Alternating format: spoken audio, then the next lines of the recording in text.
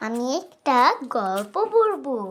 গল্পর নাম কঙ্কাবতী ও ডালিম কুমার।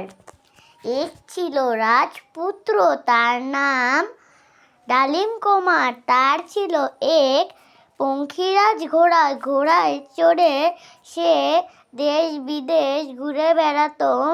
একদিন সে ঘুরতে ঘুরতে পশ্চিমপুরে চলে এলো।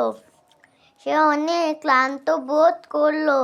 সে গাছের ছায়ায় ঘুমিয়ে পড়ল। ওই গাছে থাকতো ব্যঙ্গমা আর ব্যঙ্গমী। তারা কথা বলছিল। কঙ্কাবতীর কি হয়েছিল জানো? কি হয়েছিল?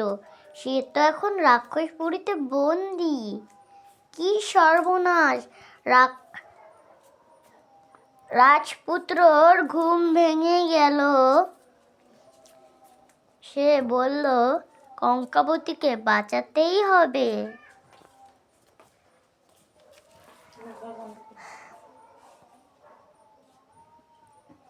সাত সাগর 13 নদীর ওপার হলো।